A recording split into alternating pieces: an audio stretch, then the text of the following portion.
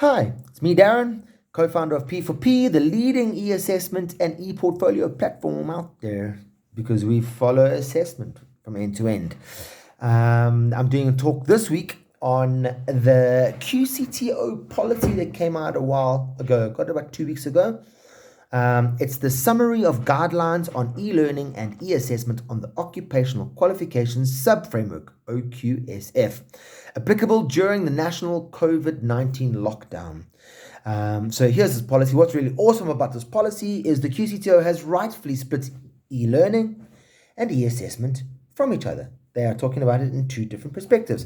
And in my previous discussion, when I spoke about the three different e-learning technologies, it is very clear that e-assessment is different to e-learning. As I talk through this policy, there are 12 points on this policy. I'll go through the first one or two today. So the introduction and probably point one. I'll do 2 and 3 next week. What's very important is the context in which I'm talking about it. So I'm talking it through the lens of e-assessment and e-portfolios. And that being assessment is the requirement to measure competence through assessment, and competence at 3 levels. So competence, we're looking at the knowledge and understanding components, which is what you know, which is the knowledge, and understanding. So what is it and how or why does it work? Then there's the skills component, which is the hand motor skills. It's the ability to apply the knowledge and the why. And the last one is the desire to, and that often links into the psychometric links, or psychometric fits into what it is you're trying to do. And all 3 of those together is competence. Now, up until this point, many of the systems are very focused on measuring knowledge component only. And this is why the QCTO, I believe, has rightfully split the e-learning and the e-assessment from each other.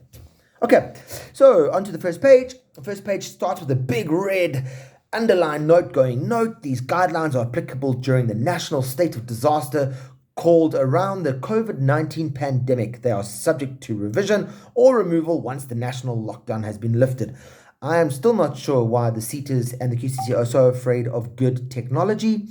When it rolls out, they should just be updating their policies to accept it all and bring business closer to the scenario. But be warned, it's only during the state of lockdown. Starts off with a bit of an introduction, and then it says this: it must be stressed at the outset that given the integrated nature of the skills assessment on the OQSF, the External Integrated Summative Assessment, ESA, is not amenable to e-assessments and cannot be assessed via electronic remote assessment alone at this stage. The QCTO is rapidly moving to open up venues for e-assessment for the ASA and will provide updates to the sector as soon as possible. Now, what they are talking about here, according to their e-assessment policies, is that the e-assessment is when somebody is standing there watching the person perform. Now, if the person is videoing themselves perform, so let's take a waiter or a bartender and they are serving a customer and that's on video, then the assessor doesn't have to be there live because the quality of the assessment evidence is enough for you to be able to assess that learner and sign them off. You're not assessing their knowledge. You're not assessing their ability to understand. You're assessing their ability to perform and demonstrate the skill. And that's what's got to be captured. Now, in the ASA, a lot of the ASA at the moment has been an exam-based assessment, knowledge-based, which is crazy because you're assessing exit level outcomes. And again, although it's situational, if you want to assess if a waiter or a bartender, if an agriculturist, if a farmhand or worker, if a farrier on horses, if a coach can do the job and you assess it only by a 3-hour exam, then you've missed the entire point of assessment because you're only assessing knowledge. There is no ways that someone can tell you how to serve a customer and you can tell me that they have the skill to do that because you have not visually observed them do it.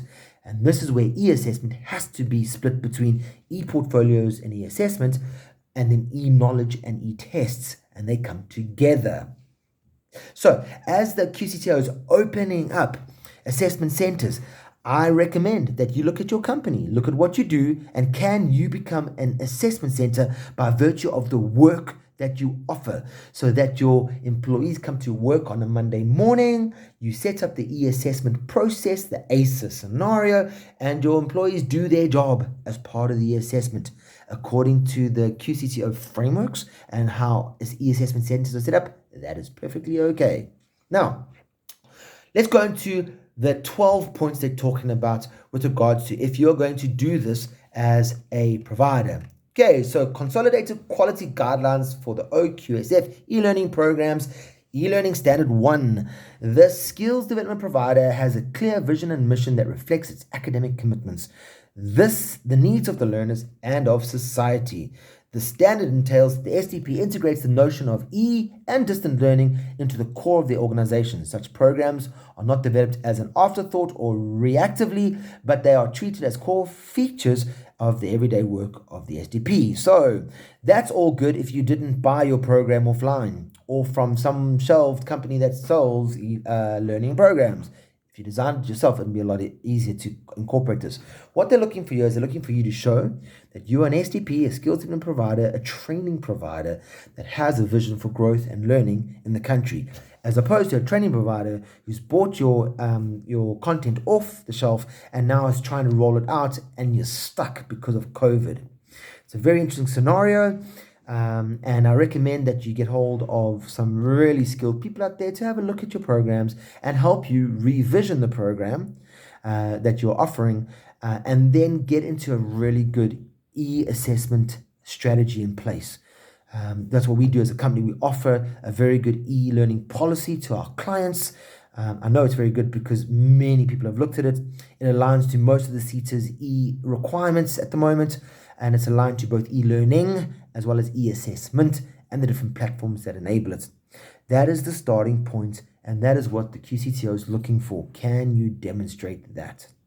Okay, point 2, e-learning standard 2, sufficient planning of technology-supported courses takes place before learners are registered. The planning process takes into account the technology available and the profile of the course target group. This standard speaks again to the need for e-learning to become fundamental to the SDP and requires that e-learning options and programs are planned for learners at the point of registrations. This also allows the learners to plan and have appropriate IT infrastructure available to them in line with the requirements of the course. You have to change the way you do learning and assessment. You can't just add your classroom-based learning onto Zoom. That is no longer of any value. And we've just had 7 years of experience of this as the leading e-assessment and e-portfolio provider. It's not as easy as just having a Dropbox where they drop their files and it's all good. You need an infrastructure and a thinking around it. You need some kind of a BPO or call center to back it. You need a very good tracking system on your e-learning and e-assessment. You need to track the notional hours of e-learning and the engagement hours on the assessment side. It is an ecosystem of learning. It's no longer just a method of learning. And I really recommend that you sit down and think it through end to end and then try and experience your process as a learner will experience it from registration through to verification. It's an exciting point, and I'm really excited that we obviously offer this. Our clients are experiencing it. Find a good e-learning provider. There's so many, over 2,000 platforms out there that offer the e-learning scenarios, and then we are focused niche on the e-assessment and e-portfolio. We work together with the e-learning, but we understand this conversion into technology, and that is a key driver for what you need to do to sustain yourself into the future. Okay, that's all for today. I'll carry on with points 3 and 4 next week. Have a good week. Ciao, bye.